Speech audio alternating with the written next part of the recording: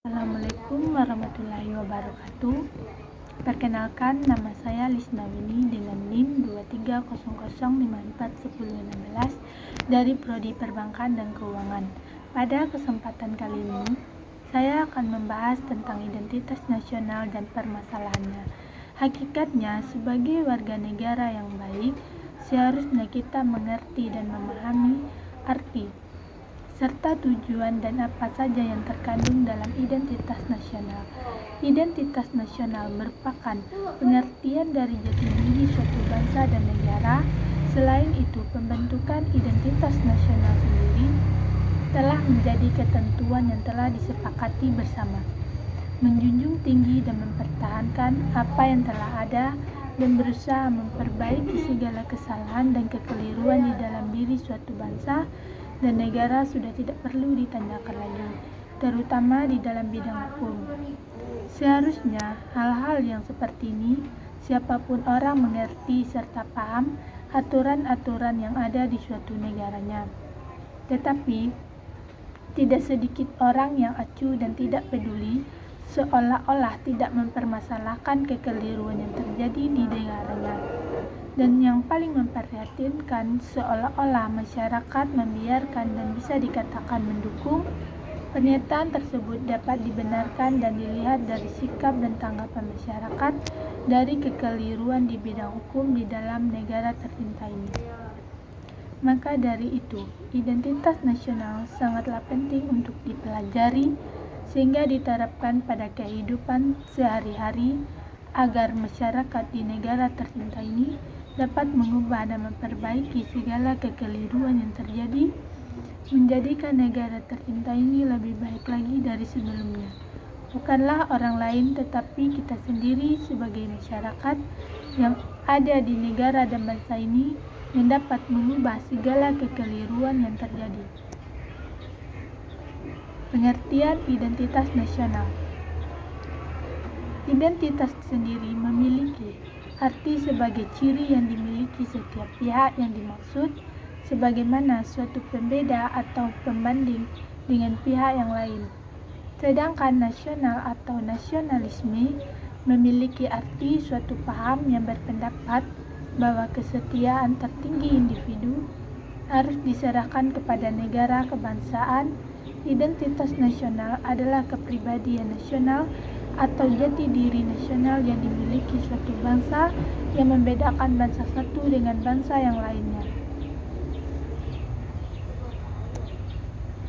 Identitas nasional dalam konteks bangsa cenderung mengacu pada kebudayaan, adat istiadat, serta karakter khas suatu negara. Sedangkan identitas nasional dalam konteks negara tercermin dalam simbol-simbol kewarganegaraan seperti Pancasila, bendera merah putih, bahasa nasional yaitu bahasa Indonesia, semboyan negara yaitu Bhinneka Tunggal Ika, dan dasar falsafah negara yaitu Pancasila, konstitusi hukum dasar negara yaitu Undang-Undang Dasar 1945, serta bentuk negara kesatuan Republik Indonesia yang berkedaulatan rakyat, pahlawan-pahlawan rakyat pada masa perjuangan nasional seperti Pattimura Hasanuddin, Pangeran Antasari, dan lain-lain. Dengan terwujudnya identitas bersama sebagai bangsa dan negara Indonesia dapat mengikat eksistensinya serta memberikan daya hidup sebagai bangsa dan negara yang merdeka, berdaulat dalam hubungan internasional, akan dihargai dan sejajar dengan bangsa dan negara lain.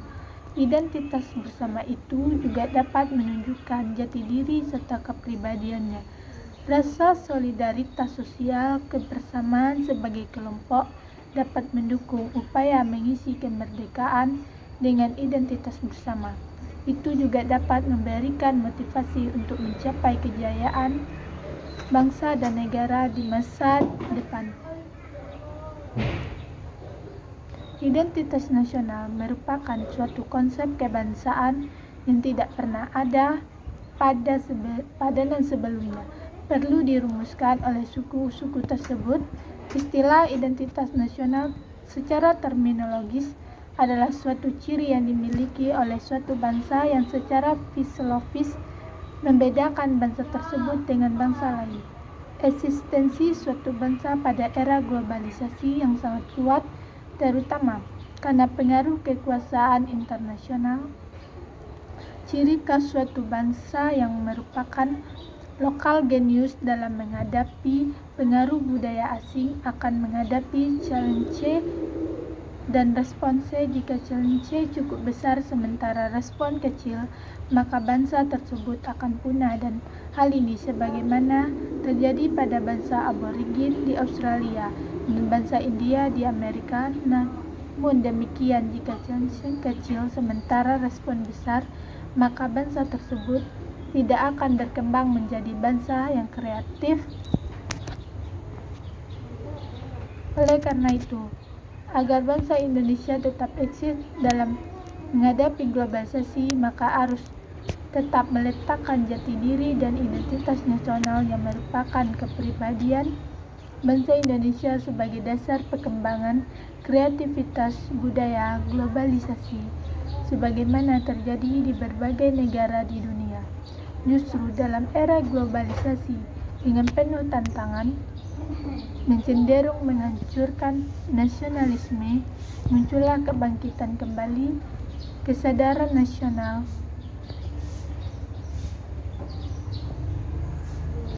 Faktor pembentuk identitas nasional. Terdapat dua faktor penting dalam pembentukan identitas nasional, yaitu faktor primordial dan faktor kondisional.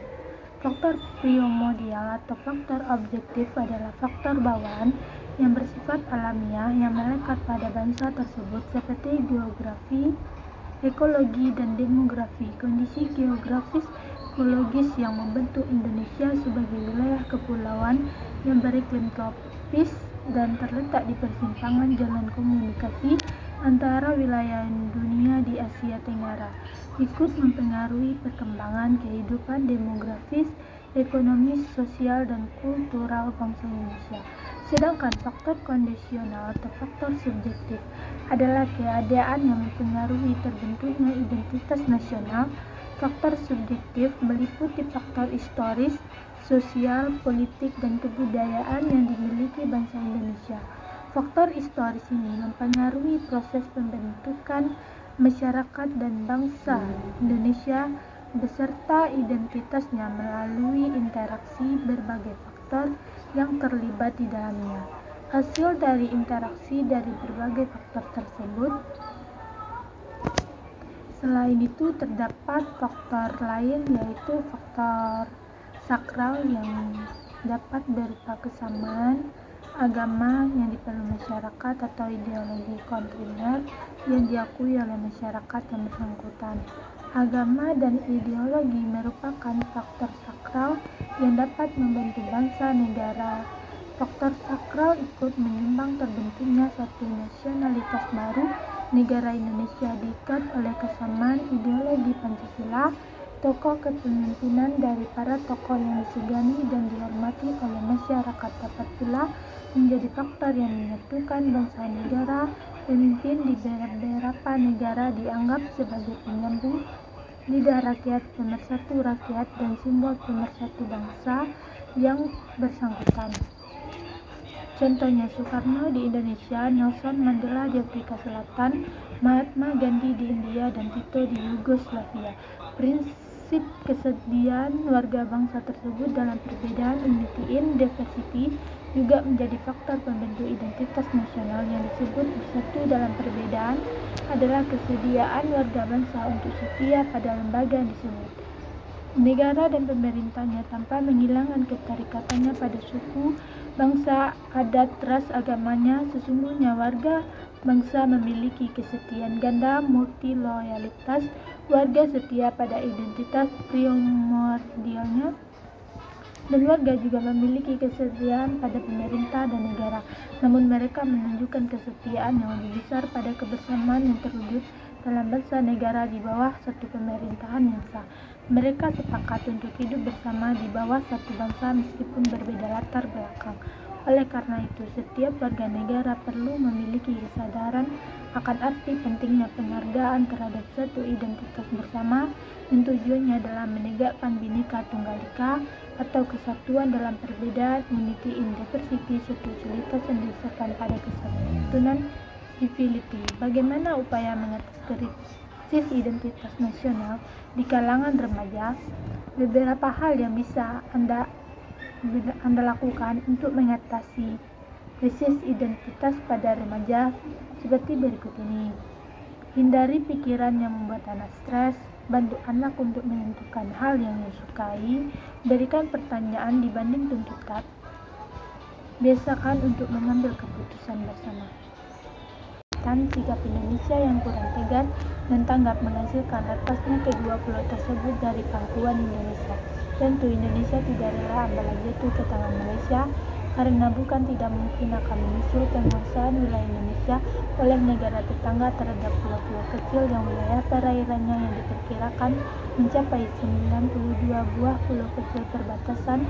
Jika Ambalat lepas dari Indonesia, hal itu semakin membuktikan kedaulatan negara terancam dan harga diri serta martabat bangsa rendah di mata dunia. Kegagalan pemerintah.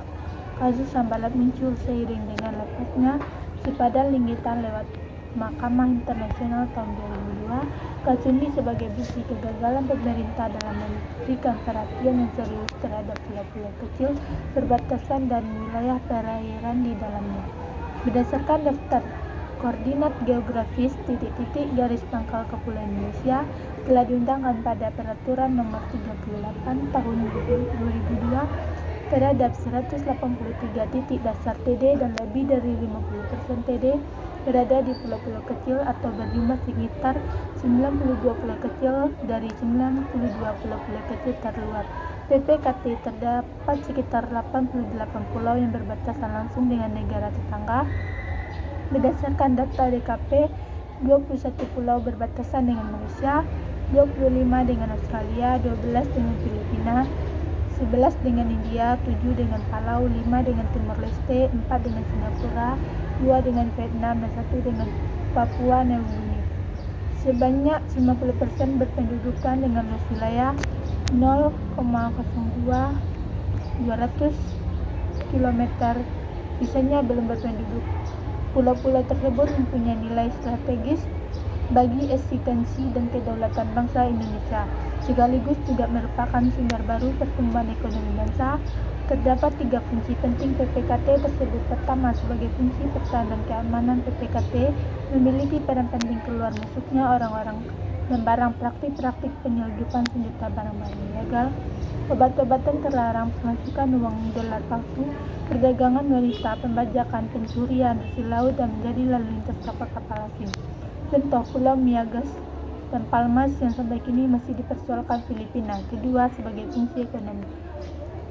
Upaya yang harus dilakukan oleh pemerintah Indonesia menghadapi permasalahannya yang mengancam identitas nasional Indonesia di Pulau Ambalat. Kasus Ambalat tentu harus diselesaikan secara damai. Penyerahan angkatan perang Angkatan Laut telah menunjukkan keseriusan Indonesia dalam menjaga wilayah setidaknya. Terdapat beberapa langkah lain yang dipandang perlu dilakukan, antara lain: 1. Diplomasi langsung antara pemerintah, kalau perlu antar kepala negara, tanpa harus merasa rendah diri. Hal ini penting segera dilakukan karena peluang Malaysia mendapatkan Ambalat terbuka lebar. Belajar dari skema penyelesaian Linggitan, diplomasi dilakukan dengan tetap menggunakan landasan internasional. Langkah pertama ini harus tegas dan perlu Indonesia harus memaksa dalam mempertahankannya. 2. Pemberdayaan pulau-pulau kecil perbatasan. Tugas ini menjadi kewajiban Departemen Kelautan dan Perikanan. Sampai saat ini, pemberdayaan PPKT belum optimal dan masih banyak yang berupa profil pulau-pulau kecil. 3. Pengawasan dan pengamanan kawasan laut terpadu. Pengarahan sistem keamanan laut harus dilakukan secara terpadu dengan sistem yang terorganisir secara terpusat dengan keterbatasan kapal pengamanan. Diperlukan strategi efektif penetapan kapal-kapal TNI Angkatan Laut di laut perbatasan dan koordinasi antar pihak dapat menjadi solusi untuk efektivitas pengamanan lautan. Saya sampaikan, kurang dan lebihnya saya mohon maaf. Assalamualaikum warahmatullahi wabarakatuh.